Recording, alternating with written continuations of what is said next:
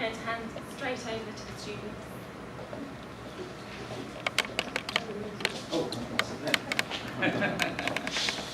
Good morning.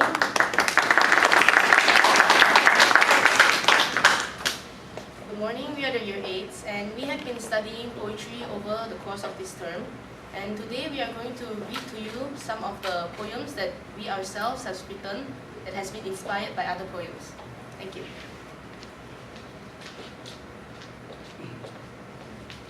I have written a poem inspired by Island Man by Grace Nichols, and to start off I will read the poem Island Man. Morning, and the Island Man wakes up to the sound of blue surf.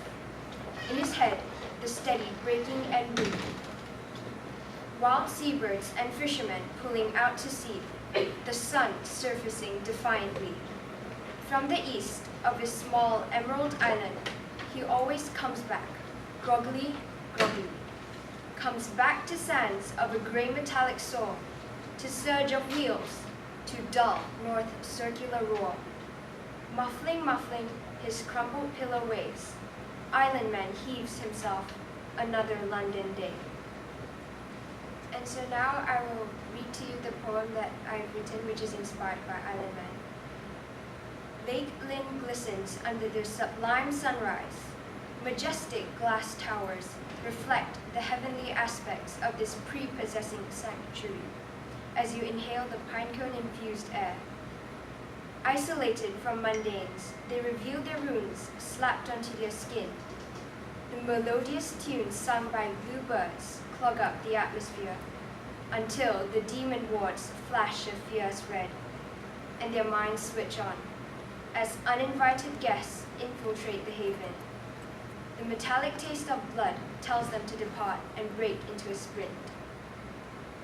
Blind, they find themselves in another realm, where deadly poison fills their lungs, and the ashes of the fallen burns the back of their throats, as the screeching of bats ricochet on the red rocks. Feeling agony flowing through their veins, their eyes are pried open, whilst dancing on scorching coals, hands chained above their heads, another day held captive. Thank you.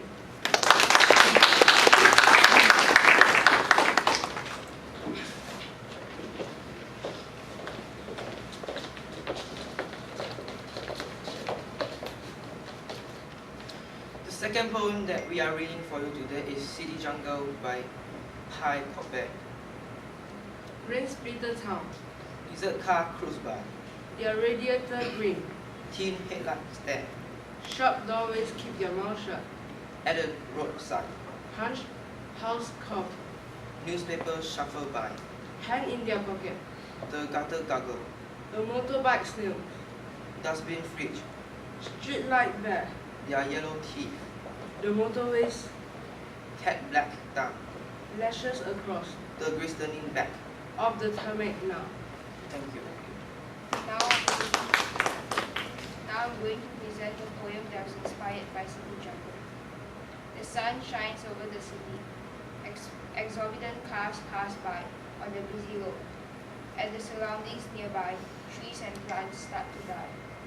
People run by, eyes on their phones as the trees cry. Factories cough, buildings die. The earth suffers as people don't care, but humans continue with their lives as the world goes towards the end.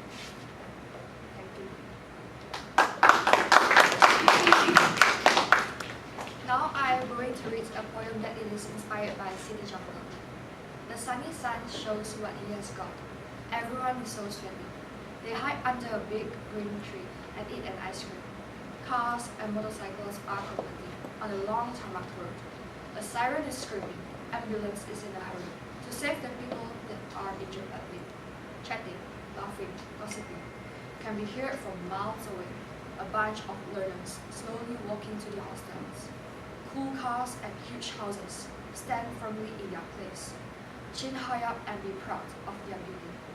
Old and retired uncles wearing a pair of glasses and a white singlet, singing softly, lowering the pretty lights or carrying their grandchildren. Slowly, the naughty night walk in to replace the day. Cars walk back to their home. They look so tired and sleepy after the whole day. When they reach, they fall asleep sound. Thank you.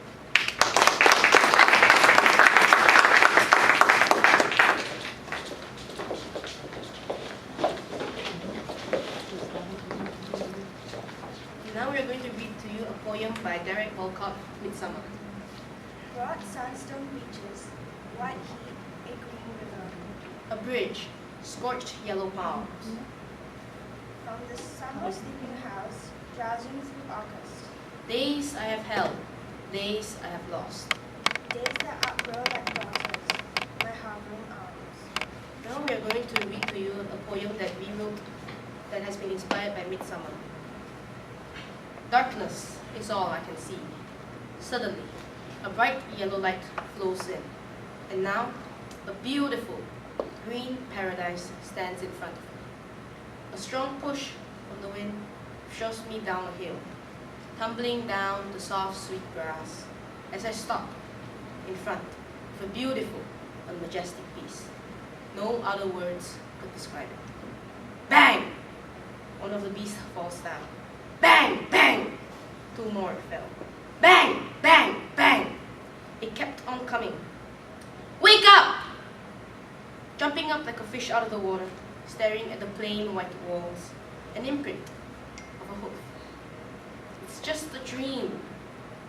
Or was it? Thank you.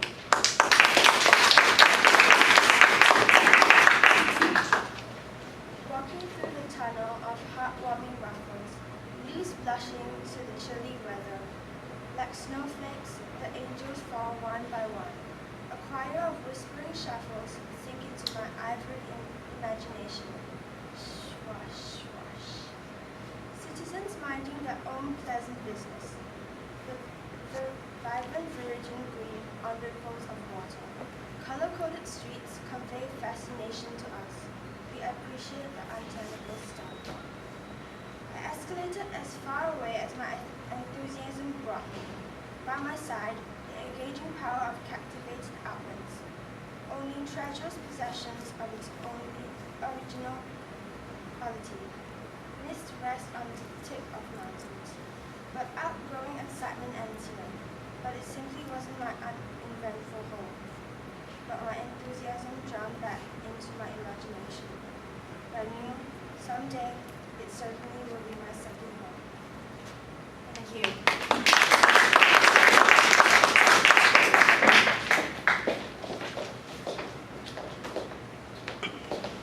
Next, I'll read to you a poem called Search for My Tongue by Sujata Bai. You ask me what I mean by saying I have lost my tongue. I ask you, what would you do if you had two tongues in your mouth and lost the first one, the mother tongue, and could not really know the other, the foreign tongue? You could not use them both together, even if you thought that way. And if you lived in a place you had to speak a foreign tongue, your mother tongue would rot and die in your mouth until you had to spit it out. I thought I spit it out, but overnight, while I dreamed. The second part is written in Gujarati, so I'll read to you the part that's been translated into English. It grows back, a stump of a shoot, grows longer, grows moist, grows strong veins. It ties the other tongue in knots. The bud opens. The bud opens in my mouth. It pushes the other tongue aside. Every time, I think I've forgotten. I think I've lost the mother tongue.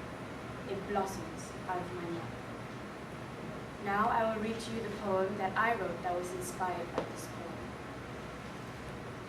You ask me what I mean by saying I have confused my tongue.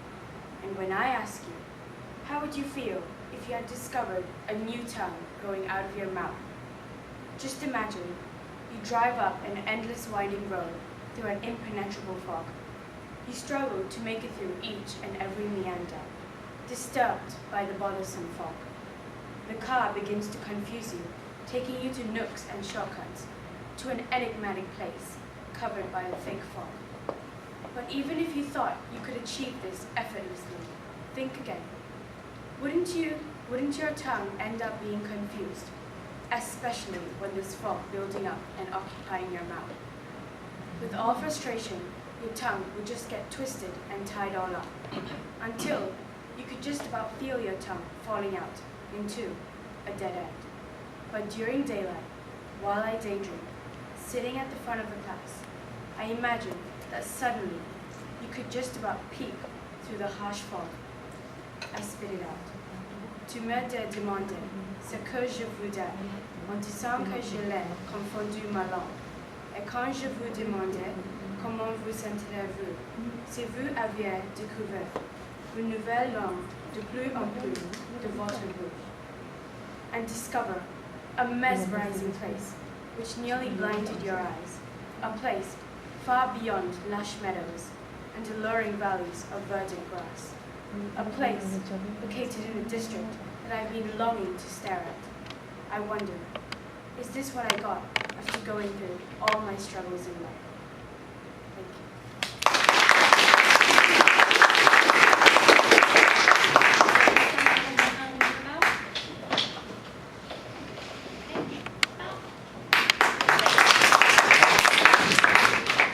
Year 8 students, thank you very much for doing that and well done on writing